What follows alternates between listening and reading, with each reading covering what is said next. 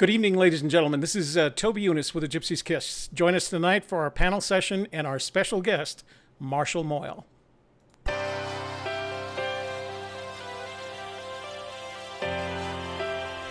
evening, ladies and gentlemen. This is Toby Eunice with the Gypsy Kiss.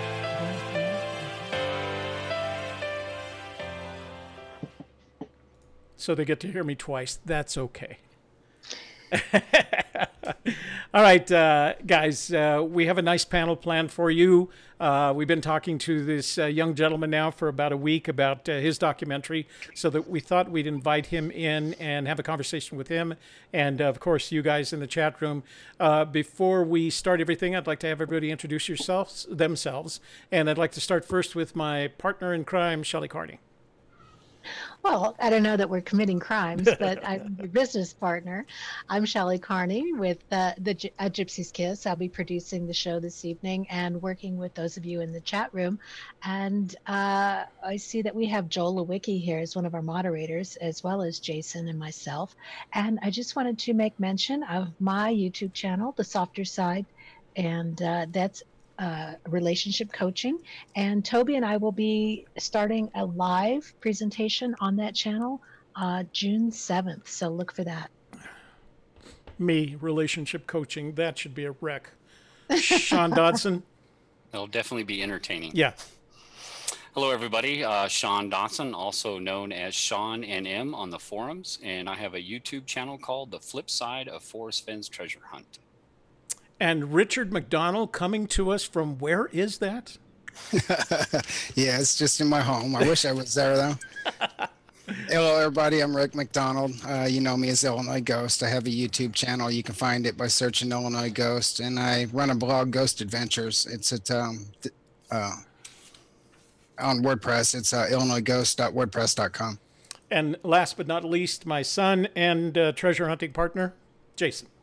Hi, I'm Jason Eunice. I'm Tinsmith and comedic relief for our New Mexico team. Nice. So before I introduce Marshall, or allow him actually to introduce himself, we do have a little treasure hunt competition tonight. So I have gifts for the winner. In one case, it's one of Jason's tin Christmas ornaments. And then in the other, it's this pendant from Sean's work. This is one of her Muerto images, and it's the female boxer Muerto image. And she did this piece after Holly Holmes had her fights last year, so it was kind of after Holly Holmes. So we've got a trivia question at the end of the night for you, and whoever answers that question first I'll ship those out to you.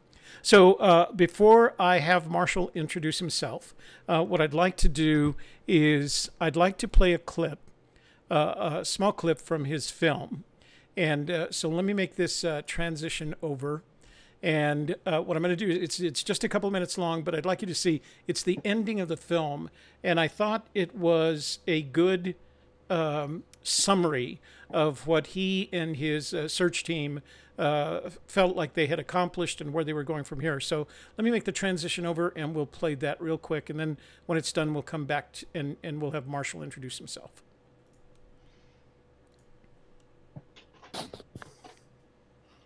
After reflecting on this trip, it was suddenly clear that it wasn't all about the treasure. Although we set out to find Forrest Fenn's gold, the real experience was the journey along the way. From sitting around the campfire every night, meeting the locals, hiking beautiful trails, playing disc golf on the side of a mountain, running from rainstorms, skipping stones in the Tetons, sleeping in the truck because of a mountain lion scare, playing spikeball in Yellowstone. Those were all incredible memories that helped us experience the pure beauty of this wonderful country. My advice to anybody watching this is to go out and experience the great outdoors on your own. Forrest Fenn was able to inspire my exploration, and I hope I have inspired you. Now go create your own adventure.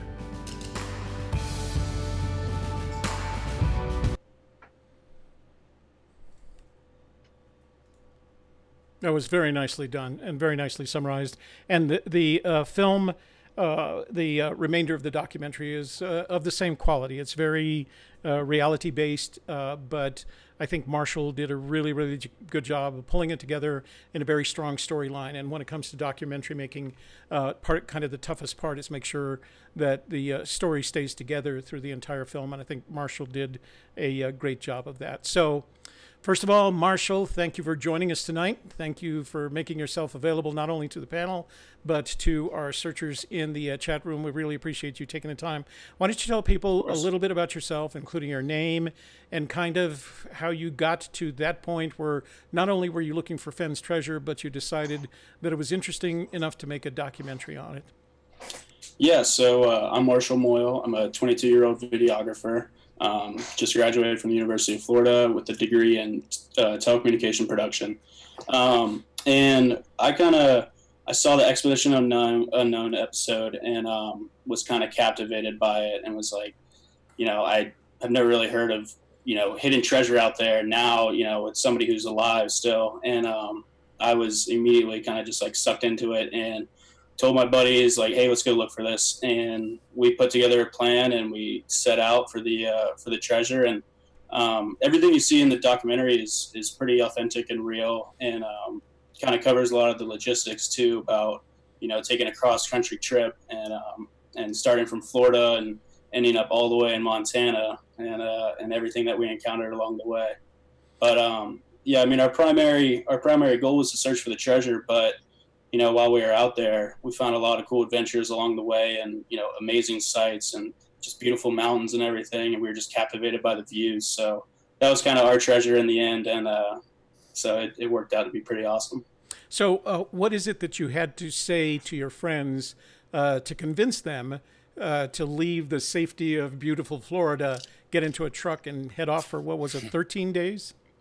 Yeah, it was about 10 days for them, and then my whole trip was 22 days because I had to do the return journey. So, I don't really know. It was, I guess you can sell someone with, hey, let's go find some treasure and become millionaires. That's kind of the naive, talk. And, but, we knew that our chances were going to be pretty tough at finding it. But, I mean, going out west, it's really beautiful country, side out there. So, and we're all from Florida, so it's like not a lot of mountains and elevation down here. So, we welcomed a trip out there, and we were thinking about flying and everything and logistics, renting a car, and we ended up just driving and saying, hey, we'll camp out every night, we'll save on lodging and all that. The only thing that was the big expense was gas, and luckily 2 summers ago, 2016, gas was still pretty cheap, so we kind of lucked out there. But I mean, if you can put up with a lot of driving, then this trip is definitely for you.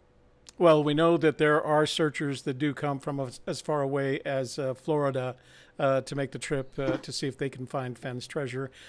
So before I go on to the others, I had one other question, and that is, our experience has been that everybody on your team has to be pretty much in lockstep with the objective, that if there's one that isn't in lockstep, it really has a pull-down effect on the rest of the team. How was your team in terms of balance and commitment, and we're going to make this happen one way or the other? I'd say we were pretty good. We had some meetings about where we thought the treasure was and kind of going through the clues and everything. And on our drive out there, we did some reading and thinking and discussing and looking at maps and all that stuff. But, as I said earlier, kind of when we were discussing, I think if we had a little bit more time to prepare and kind of think about, general locations in more detail, we would have had a lot more success, because it is completely different when you are down, in a river, in a valley, and you are looking for the treasure, and it's like, oh, it's only, 5 miles that way or 3 miles that way. Looking at a map, you're like, oh, that's nothing. Down there, it gets pretty hairy, and so it's a lot different, and that's what we quickly realized on our first stop at by the Rio Grande and the Red River as we were down there, and like, okay, no way, he could have hit it down here. That was a hike and a half. So just things like that. And that leads to my next question and last one before I go to Sean Dodson, and that is, everybody has that boots on the ground experience where they first realize this is a way bigger thing. than you had imagined on Google Earth or wherever you were getting your maps from. How did that make everybody feel? Was it on the range of discouraging to let's go home to, oh no, we can do this? Was everybody?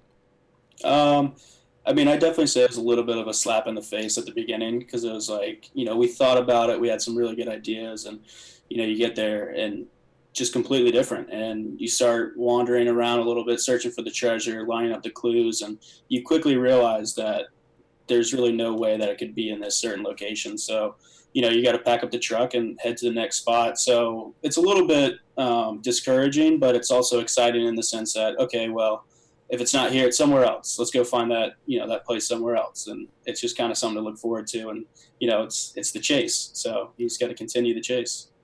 Sean Dodson. Yep. Marshall, first, great to meet you. I loved your video. Great job. Again, it really ties in the spirit of what this whole thing is about. It is about the thrill. It is about the venture and getting back out there. The Corey, so to say, is just the icing on the cake if anyone ever finds it. Oh, yeah. Really, kind of my question revolves around, you kind of hit on a little bit about what you've learned from your experiences and returning from your boots on the ground, and how really big and overwhelming that the search area can be. But are you planning any more searches, and what have you learned and now tied into how if you are planning another search, how are you tying in your experiences into your new search? So I have no plans right now to go back and search, but I definitely think that'll change in the near future. Maybe next summer sounds like a good time to kind of set something in stone. But I mean, I would use this year to completely research and do a lot of looking at maps and kind of cross-referencing. I mean, planning. It's like that's the biggest thing that we did not do, is planning for the treasure, because we planned everything else. We planned, everything for camping, hiking, water, all that stuff. But as far as the treasure, I think that's where we came up a little bit short. But I mean, if I were going next summer, I would use this whole year to plan and because my biggest thing is, we had our best success in Montana and Yellowstone area. So I would kind of focus in there and really kind of look at that specific region. And knowing from, going out there, we had a couple pretty good guesses of where it could be, but just kind of distance with hiking, anything past maybe 4 miles or something like that or 3 miles on a trail or something like that. It's just different knowing, once we're out there, a 2 mile, 3 mile hike is a lot of distance. So definitely a lot more planning. So what kind of advice would you give to new searchers who are planning on doing some kind of videography to put together something similar to yours? What kind of advice would you give them? That's a good question. I mean, video editing is getting a lot easier nowadays. Every single smartphone camera is really, really good now in terms of quality and audio. And then the editing programs like iMovie and stuff like that. I use Adobe programs like Premiere Pro, which is a little more advanced. But I would just kind of say, kind of look at the story structure, and kind of like a 3-part story: introduction, middle, ending, and kind of lay it out there. And then I try and keep it entertaining and keep it funny at bits if you are putting something together, and just kind of show what you're going through. Because I think why a lot of people kind of attached to my documentary and liked it was because they felt as if they were traveling with us and a part of the group. And I think that's kind of fun is, you're in the truck with us, you're driving 22 hours, you're doing all this, you're hiding from mountain lions and stuff like that. It's, it's an adventure out there. So everybody loves an adventure, and as long as you plan accordingly, adventure's out there. So. Good. Thank you. Yep. Jason Michael. Hey, Marshall. Pleasure to meet you. Nice to meet you. Really enjoyed your video.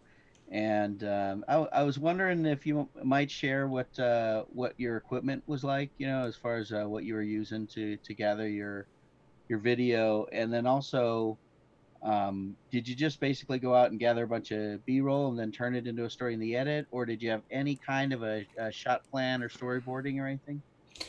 So the equipment that I used was I rented a Canon 70D, and I bought a Rode Video Pro mic, shotgun mic, and attached that onto it. And I mean, I would say in the documentary though, about 60% of the shots are iPhone shots from an iPhone 6. So I had to boost the audio a lot in post-production. Had to play around with that a lot. That was probably the biggest problem. But I mean, a lot of the visuals in the later part of the documentary came from iPhone. And that's what I'm saying. I mean, if you just go out with an iPhone, you can really create, you know, a story and a video out there. But what was the second part to your question? Sorry. Whether you just basically went out and shot a bunch of B-roll and then edited that into your story, or whether you had any kind of a shot plan or concept of how you wanted to go about it. Yeah, so I've been making videos for about 6 years now. So B-roll is kind of the biggest thing. I mean, voiceover, you have to have something for people to look at to keep them interested and all that. And getting my degree in telecommunication production from UF, we had a lot of classes that kind of taught us visual storytelling and all that. And I actually created a 1-credit course my senior spring to finish up this documentary, because I knew there was this professor, and he is a professional filmmaker, documentarian, all this stuff. So I worked with him on this, and I said, hey, you know, do you have any direction for this, yada, yada, yada. And he really helped me, and we kind of devised a storyline, and then I took it from there and, you know, went back and forth. Well, should I break it down by day? And then it just kind of came to, no, you know, just set out the adventure, you know, it'll flow together. But so I kind of cut it up into 3 sections, you know, preparation, and then the adventure out there, and then the return journey. So, I mean, it was definitely a lot of, you know, thinking about it and changing it, but it was all mainly post-production, but you have to have the shots. So, you know, I tried to get as many beautiful shots out there as possible, and then organized them by day, and then put them in the final timeline to kind of run together. Smartly done. Smartly you done. really did a great job of capturing, you know, the feel that those first few outings. Yeah. You're just kind of absorbing the enormity of the task, and still have that excitement over the figuring out the poem and stuff. So and then we got lost. that was a classic. Yeah. That was really funny. Yeah, it was like right away. Couldn't even find the trailhead. We're like, oh wow, we're in for something here. Yeah, and an interesting point was when you made a point of using paper maps, the real deal, because a lot of people don't realize you get stuck on either iApps or Google Maps or whatever. Yeah, easily get into places where you lose signal, and guess what? You're done. Yeah. I hope you remember whatever you saw last time. Exactly. Especially in a state you never been to. Paper maps still have value, you know. Yeah. And I would say another reason we did that was talked about it in the documentary, but kind of disconnecting from technology. Because I read a lot about what Forrest said and kind of how he's seen the world, you know, virtual reality, stuff like that. But nothing will ever beat the real deal, you know, looking at the mountains in real life. And we really, I mean, social media, it's great and all, but it's addicting, and it's causing a lot of problems. And so we kind of use this as a refresh too, to kind of say, hey, like, let's go, you know, experience the real world and go have a fun adventure out there and see stuff that we haven't really seen before, and leave the phones in the car and just kind of, you know, connect with each other and with nature. So that was another kind of big point that we took from Forrest, and I'm really glad we did. Yeah, one of my favorite sayings is, you can't trout fish on Facebook. So, and until you've done it, let's go over to Richard McDonald. Hey, Marshall, it was really nice meeting you, and I loved your video. I really think you did capture what the experience that Forrest wants people to have. Thank you. I think you did a great job at it. I kind of was wondering, what kind of challenge did you face? I know you weren't just going out to search, but you were going out to film also. What kind of challenge did you face trying to do both at the same time? Yeah, I mean, there were definitely a lot of logistics. And I'd probably say, you know, hiking with camera gear and stuff like that. And then, you know, trying to keep my logistics together of storyline and, you know, getting my B-roll shots mixed in with traveling and thinking about the treasure and searching for the treasure. Because I kind of, you know, had to be the cameraman and the searcher and the organizer. I had a lot of different roles to play pretty much. So I'd probably say balancing that, but we all worked together on it, and it ended up pretty good. But yeah, it was, and then probably the toughest thing with that was getting the tent stolen when I stayed in a Hampton Inn. Yeah, so my buddy Michael flew out that night, and then I stayed in a hotel to charge up all my batteries. I mean, that's probably the biggest logistical thing was power and all that, because we're camping every night, no electrical hookups. So charged up all my batteries, got everything good to go, and then wake up the next morning, come out to the car, and like, that should be a tent right there. That's the problem with drones too. Yeah, exactly. Who steals a tent? I know. Somebody that needs one, apparently. Yeah, apparently. So do you have any future plans of making more videos regarding the thrill of the chase? No, I mean, I kind of I do freelance video production, so I make a lot of videos, but I no real plans right now, but I mean, it's not a bad idea at all. I mean, I wasn't really aware of the massive community that's out there with you guys. Yeah. But yeah, I mean, as I said, next summer, if I get some time off this year, I mean, if I go search for it, I'm definitely making a video about it. So good. Now, 2 years later, removed, cameras have advanced and everything, and I have a drone now and everything. So Drones. it'll definitely be a step in quality for everybody out there. So what was your first thought when you first put boots on the ground, when you saw the area you went to search? I mean, yeah, that was right where we got lost. So it was definitely a different experience. And as soon as we got down there, we all thought to ourselves, we're like, okay, we're in the general, vicinity of where the treasure could be. But as we started looking, we were like, no way. Like, only some of the clues line up. We didn't research this certain location too much.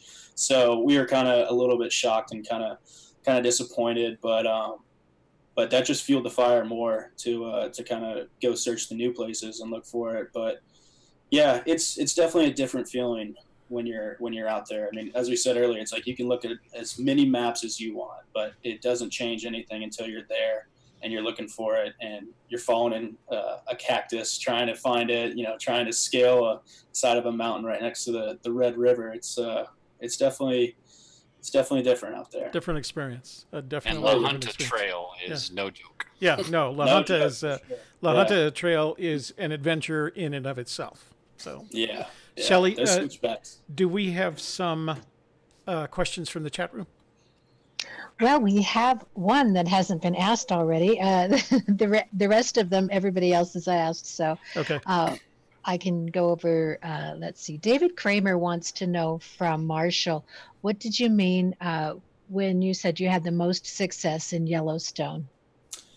I would say just how many clues lined up with the poem. I mean, it's out there, but we thought where the Boiling River flows into the Gardner River, that was our biggest thing, where we thought the treasure started right there where Warm Waters halt. And it makes sense, and it's a really cool place. If you've ever been, it's the Boiling River flows right into the cold Gardner River, and half your body is like boiling hot, and then half your body is really cold. It's a really unique sensation to go there. But we started right there, and then worked our way down in the canyon, and kind of found some other clues that lined up with it. But also kind of with Fenn's childhood and everything, and vacation in Yellowstone, and a lot of clues from his childhood lined up there. So definitely that's where we thought it was. So we spent a lot of time up there looking for it. And yeah.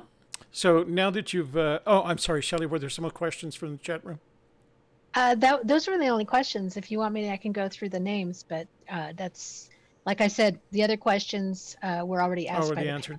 Let's go on. Let's go on then. So Marshall, now that you've graduated and are looking forward to a career in filmmaking, and you also have the experience of this documentary now, how do you think that's going to affect your plans for your future as a filmmaker? Do you see it as a commercial filmmaker, a narrative filmmaker, documentary filmmaker? Where do you see your future? Yeah, I mean, I think from this trip, I definitely fell in love with nature and wildlife and traveling, and then making the documentary was a great time, and telling stories that are true and kind of raw and real, really, it got me fired up. So I'd probably say right now I kind of lean towards that. Right now I work for the University of Florida football team doing video production. So I've been doing more sports video production, but I think in the near future, definitely see kind of leaning towards different opportunities in documentary filmmaking and, you know, travel videos, stuff like that. And you guys are inspiring me to go back out there and make another treasure hunting video. So I got to put that on on the list for sure. If you ever find yourself out New Mexico way, let us know, and we'll go out together and show you some places to shoot some great footage, because we have a great time doing it, even when we don't use it in other places. So, Sean Dodson, back to you. Yeah. Hey, Marshall, all you got to do is really just find a really good sport fanatic, you know, some star or something, and tell them about Forrest Fenn's treasure, and then you get them hooked. And next thing you know, you just do a video following him around. Exactly. That sounds like a good gig. Right. So yeah, again, just a great video. We're glad that Toby brought it up and highlighted it and got people going over to watch it, because I think it's just a great video that re-inspires and reinvigorates a lot of searchers that have been doing this for years about what it's really about. And I think sometimes we lose sight of that it is about the thrill, not just the Corey. And I think your video did a very good job of capturing that spirit. So yeah, that's awesome, because that was definitely the main message that I was going for in that. And then also to kind of just show that, I mean, it is tough kind of going on a cross-country trip, but it's not that hard. You know, it's I-40 goes all the way, I-10 goes all the way across the country. You know, just hop on, go straight. But one thing that I did not touch on was kind of camping every night. And, I mean, it worked out great for us, because we bought a really cool instant setup tent. All the rods are already assembled and everything.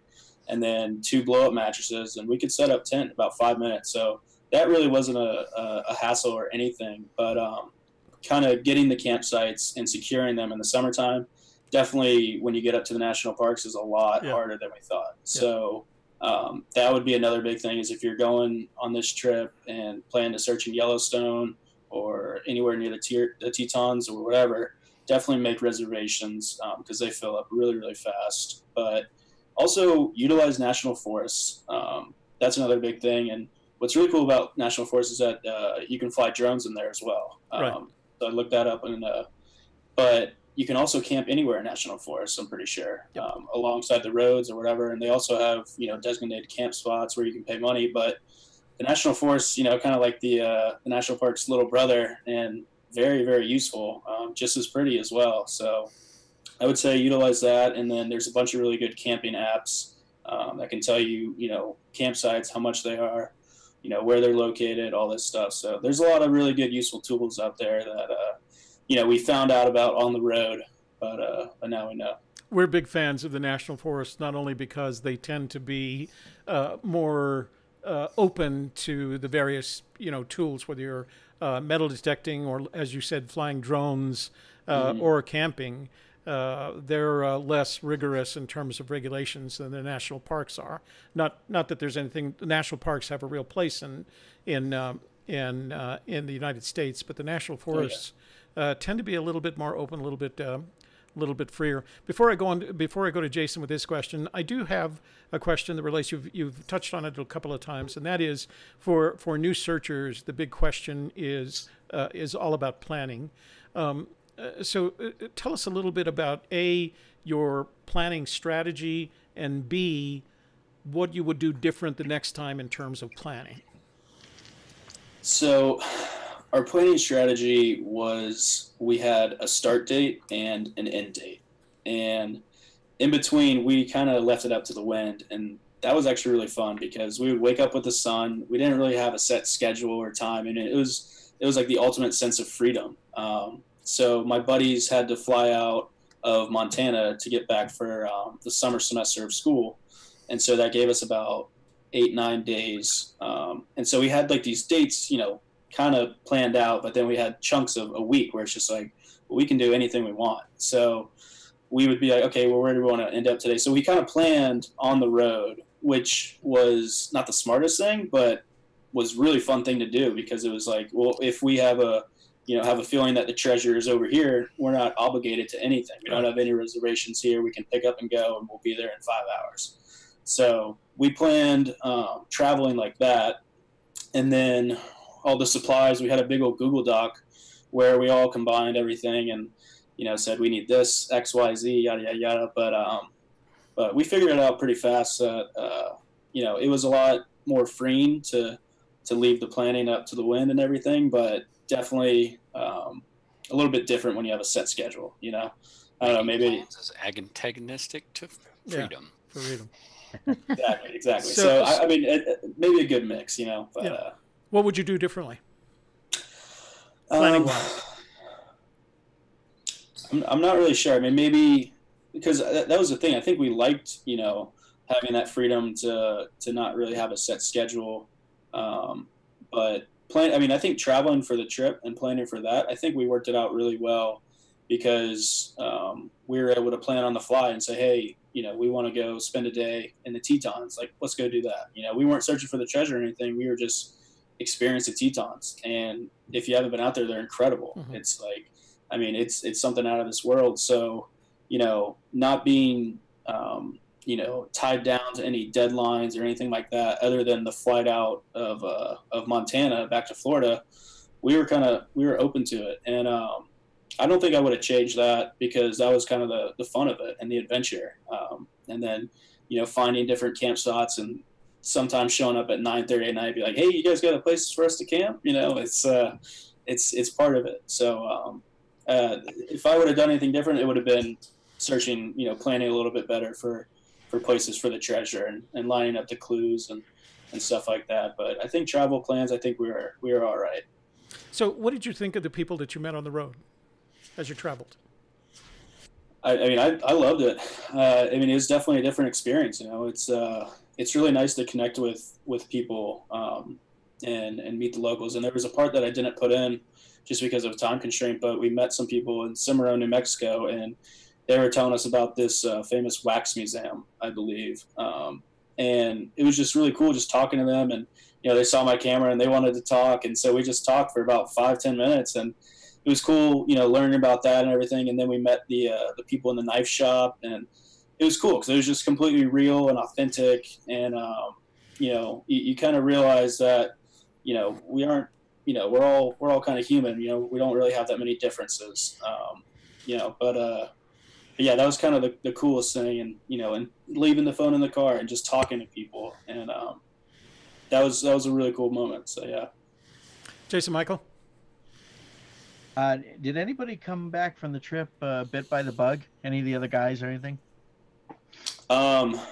As in the searching bug, or yeah. I mean, just like wanting to pursue it further and things like that. A little bit, but I'd say I was bit the hardest, but not in the searching aspect. I would just say I fell in love with the mountains because I actually did another trip out west last summer. Drove all the way out to Montana again, but this time I wasn't searching for the treasure. I was just going out there to go back to those same spots, meet more people and just kind of experience what's out there. And I think that's really what it is about. It's like searching for the treasure is really awesome and it's fun, and you have the chance to make all this money. But really, what Forrest Fenn is getting at is just to get out there and to go, be a kid again and go explore and go have fun. And that's really what I took from it, and that's kind of the bug that I got. So I've been going out there and having fun and documenting my journeys. That's a good bug to have. What you had for your editing rig? So I had a MacBook laptop, and then also a Mac desktop at the university. We have an editing lab, and used a program called After Effects for the beginning title, and then it was all done in Premiere Pro. And then had to fix up some of the audio hiccups.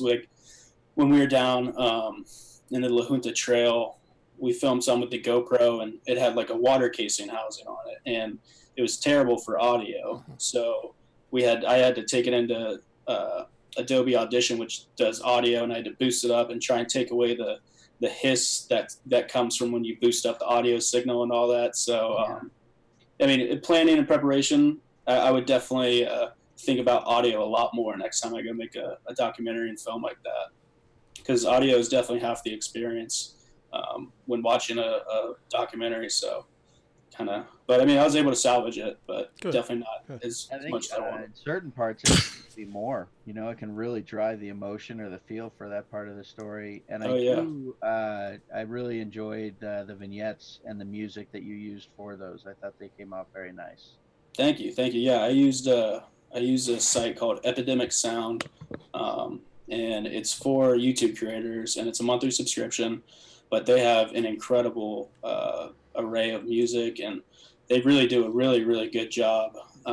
But yeah, I'd say that was really a tough task too while making the documentary, was trying to find the music, because it's 45 minutes long and a music track lasts 3 minutes. Right. So it's a lot of music. You know, certain songs were used throughout the film to kind of keep up the theme and the message. And I actually had one of my buddies write a jingle, the opening little theme for me. Oh, smart.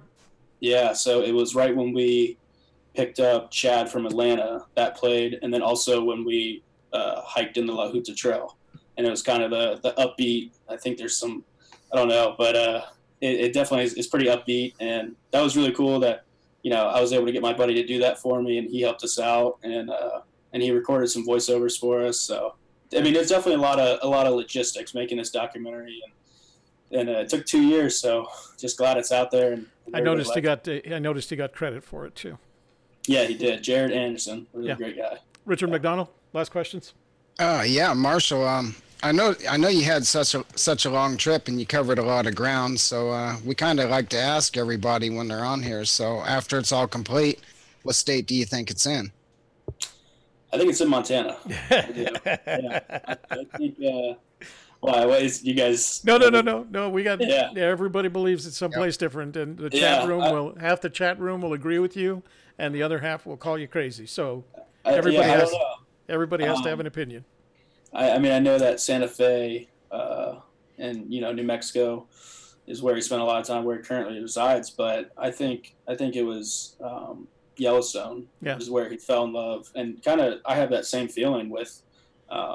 Just that whole scenery there. I think when he was a kid, he really found someplace cool, and he was a big fisherman, all that stuff. There's a lot of cool aspects, about Yellowstone that line up with Forrest Fenn's life and the poem. So that's I mean, Yellowstone's huge though, so that's the thing, and you're looking for a small box, so it's pretty tough. Yep. So was there anything that you wanted to get in the video that you just didn't get in, or you didn't have room to put it in?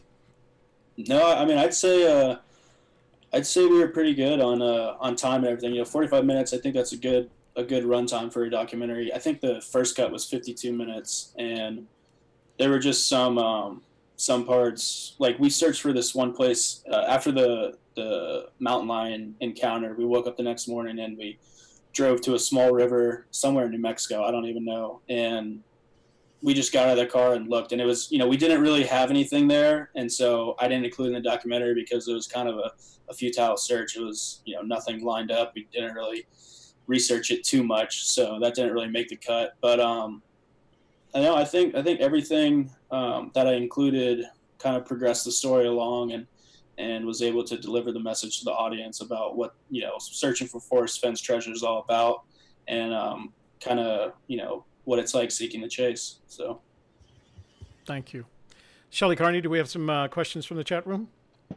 Well, we do have a comment from David Kramer. He says he's also from Florida. He also likes the Yellowstone area. So maybe, if you'd like to go searching with David Kramer, the two of you can head out from Florida together. Yeah.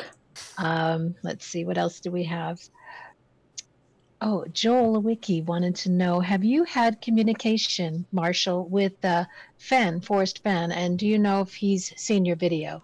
Yeah, so someone actually commented on the video and said that Forrest Fenn, would probably want to see it. So I said, yeah, and I found his email address and I sent it to him. And he sent me a reply back and he said, good video. Looked like you guys had a lot of fun, something along the lines of that. And then, last part was stay safe in the mountains. Nice. Watch out for them mountain lions. Huh? Exactly. So, yeah, that was a really cool experience to kind of get that interaction with Finn. But yeah, I'm just glad that, you know, we were able to take his message to heart, and, you know, he was able to inspire us to go out there. And then, you know, as I said at the closing part of the video, hopefully I've kind of inspired people out there and reinvigorated some, you know, some feelings in them to go out and search and go out in the mountains and look for the treasure. Shelley, any more from the chat room? Yes, J-Raw wants to know, Marshall, I like your thinking of where Warm Waters halt at the Red River and hiking down. Do you think Fenn could have meant from the other side, not the recreation area, or was that side inaccessible?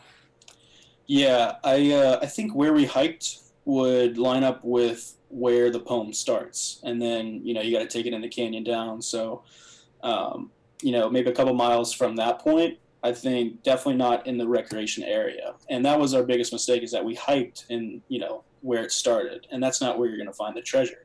You're going to have to, you know, go further down. But when we talked to the fishing guide in New Mexico, and he mentioned the trout hatchery and all that, and that there was another treasure hunter out there looking for the treasure that one time, we got really excited and all that. But you know, it's a really good location because there's a lot of clues that line up to it, but we might have just searched in the different, you know, in a different spot. Yeah. So yeah, I definitely agree. It could be down on the other side, you know, a couple miles down, but I'm going to race you to it. So I have, before we get on to the topic for the night, I have one last question for you, and that is, what piece of advice we have a lot of searchers who are sometimes referred to as armchair searchers. I don't particularly like it. I think of them as virtual searchers. We have a lot of searchers who haven't quite gone boots on the ground, haven't had that experience. What big piece of advice would you recommend to the person who's about to go boots on the ground for the first time? I mean, I would say just go take the risk, take the time off work, and take the chance and just go do it. You know, you'll make some mistakes, but that's honestly part of the fun. And you know, have some set dates and everything, and, you know, have your theories planned out on where you think the treasure is, and have all your camping supplies and your hiking supplies. Bring a lot of water. Bring a life straw. Also, that's really clutch. But it's one of our favorites. Yeah, exactly. We drank out of that from the Rio Grande, and it saved us, honestly. So, especially down there after making that hike. Exactly. But yeah, I mean, once you have all that stuff prepared, either, you know, get a plane ticket or drive your car and just experience this country for what it's worth. And I think, you know, you'll be searching for the treasure, but don't get too caught up in it. That's probably the biggest thing, is that, you know, you'll have your moments and you'll be discouraged, but no matter what, just take a deep breath and look around, and you'll be pretty happy, I promise you. Oh. Well, Marshall, we are very grateful that you took the time to join us tonight. We know you're traveling and very busy. You're an impressive young man. I loved your work. I think you have a great future in filmmaking ahead of you, whether it's commercial, narrative, or documentary. And we look forward to seeing you grow and the results of that growth on your YouTube channel. So thanks very much for joining us tonight. We're glad that you could be here. And before we leave tonight, we'll ask everybody, each of the panelists and you, to tell us where they can find your video and where they can track your work, okay? But again, thank you for joining us tonight. Yeah, all right, ladies and gentlemen in the chat room, let's go on to the question for the night. We are all aware that in January, although we probably recorded it in November, on the Nightline interview that Fenn was on in January, at some point towards the end of the interview, he says that his gut was telling him that he thought that the treasure would be found this summer. So what I've asked all of the panelists to do is think about the answer to that question. And what I'm going to ask you guys in the chat room, so that Shelley can read some of them to us, is I want you to answer the question: what does your gut tell you about the upcoming search season? About, not in the context of the upcoming search season, but where are we going to be at the end of this search season? What is your gut telling you?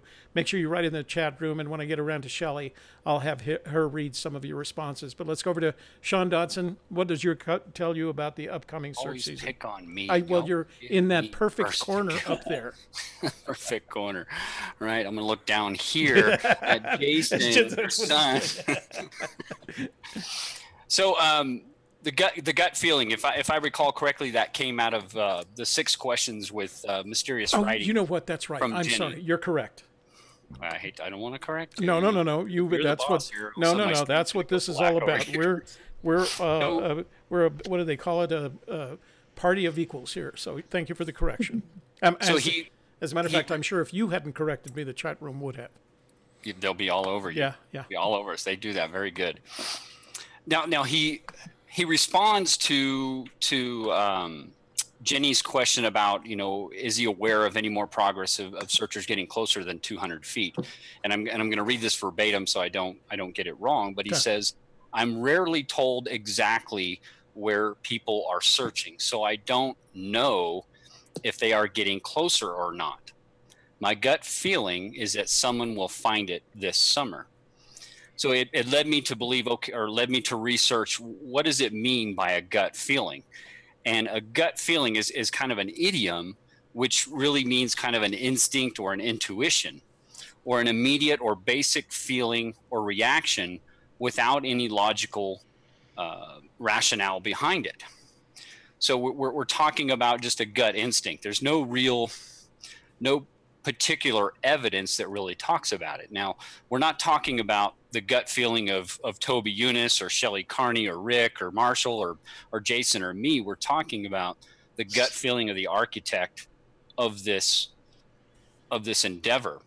So we're talking about a man that has a lot more information than any of us. He has information that's coming, not only in personal emails from other searchers, but he's also probably one of the most avid readers of all these forums and everything else that's out there. So his gut feeling is really based upon all the information that is out there. So does that, when I look at that, if he's saying that I don't know if any of them getting closer, there's really no certainty. And that's why he's saying a gut feeling, because a gut feeling is based on intuition. It's not based on fact. So that gut feeling is not really based on any certainty. He's not fully certain that somebody. Now, could somebody have sent him, a correct solve that's getting potentially them within several steps? Sure, possibly. But it also can be based on the fact that, many searchers are zeroing in on the correct general area. And whether that be, up in the northern territories or down in the southern states or whatever state, there's a lot of people that are potentially zeroing in on the correct area. Now, only he knows what that correct area is, and we can all just, speculate on what that is and where we think it is. So really, I think that gut feeling and how I look at that is there's no certainty in that at all. We could just as easily be sitting here next year and talking about this next gut feeling. Well, yeah, but the question is, what does your gut tell you? What does my gut tell me? Well, that would be based on where I'm searching and how confident, I feel in my search area. But again, it's just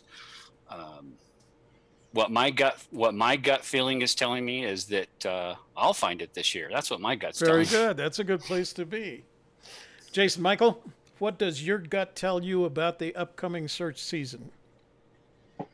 I feel pretty good about it. I think one of the things that's happening is between the increase in the community and just the maturity of the search as a whole. I mean, people,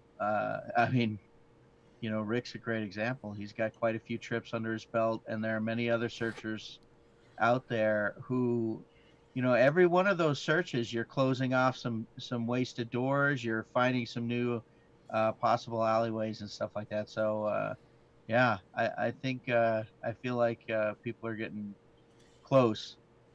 Personally, I know for our team, our New Mexico solve, I feel like is as mature as it's ever been. So it's almost more about the weather than it is about anything else for completing that idea. And so I certainly feel good about that. Well, we'll address that when it gets around to me. Marshall, I know you're relatively new to this whole process, but you've been out, you've thought about it a lot, certainly enough to make a video covering a story. What does and honestly, this is a question that arises in various forums every year in the 8 years that the search has started, right? Yeah. And everybody has expectations of what's going to happen this year. So based on the experience that you have thus far, what does your gut tell you about the upcoming search season? You know, I think with all the news coverage on Fenn, you know, a lot more people have heard of the treasure and everything, and kind of been excited about going to look for it and waited for the weather to, you know, to finally get warm again. And, you know, I'd say also there's been a very big spike in, you know, national park attendance, record numbers, honestly. Mm-hmm. And I would say that's kind of another big thing, is that more people are visiting those places that Fenn, you know, held dear to his heart.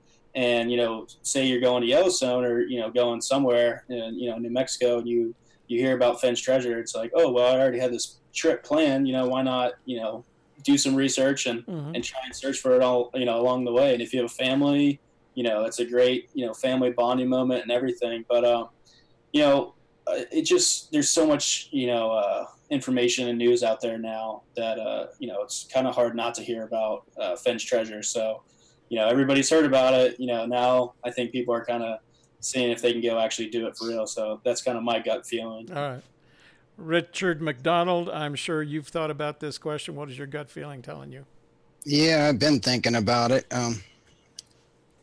It kind of bugs me. I'm sure it bugs a lot of people, but I think he knows. I think he knows a little more than he lets on, and I feel like it's coming to an end. I think he knows that, you know, somebody sent him something. That's my honest to God feeling. How do you think he feels about that? Well, I don't know. I kind of think he's wanting it found now. And then, you know, have you noticed like the is it weekly words now? What are we calling it nowadays? Yeah. It's taken a swing. It's changed.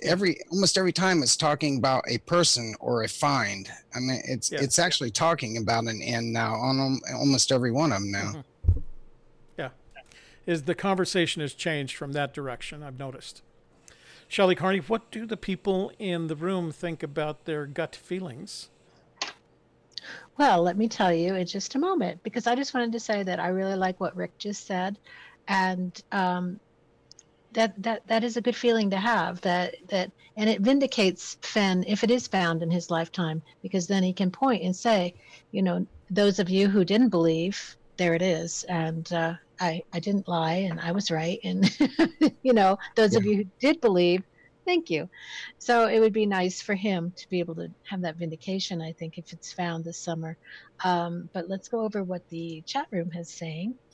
David Kramer agrees with Fenn that it will be found. Rob G says no. Virgil Kane says no. Why Must I Go says it will be found. Charles Chapman says yes, and at the end of the season. Jim White is saying that he's the one who's going to find it. So we have a little bit of a chase going on there. Yeah. We have, let's see, H. Purd. Let me see if I can find that one. No. Okay, H. Purd says perhaps Forrest is predicting his own demise at this point. Oh, interesting. That it might happen this summer, that he has that feeling as well. Denise is wondering why summer? Why not season? Why didn't he not say the search season? Why did he say summer? Denise, I'm with you on that. I want to hear Sean's answer to that in just a minute. But can you read some of the other ones that are less serious? They're pretty cute. Okay. Well, let's recognize Anon for oh sorry. For a super chat. Wrong sound effect, but interesting nonetheless. Rooster wanted to recognize as well. Okay, so Mary Green believes it's publicity. And let's see. Joel Lewicki says, my gut tells me to treat everyone I meet the way I want to be treated, regardless of whether I or anyone else finds it this season. Each one matters, myself no more or less than anyone else. Is that Forrest? Yeah, it sounds like one of our moderators. I like fossils, man. My gut. Fossilman, my gut feeling is it's dinner time. Yeah. Or Anon says my gut tells me I'm too fat. Nice.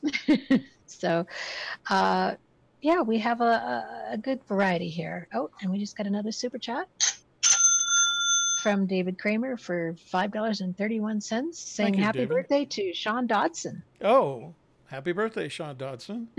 Oh, somebody's been stalking me. Apparently. Okay, so let's cover that question quick here, because I was interested. I'm with, who was that? Denise Bagley. Was it that questioned why summer?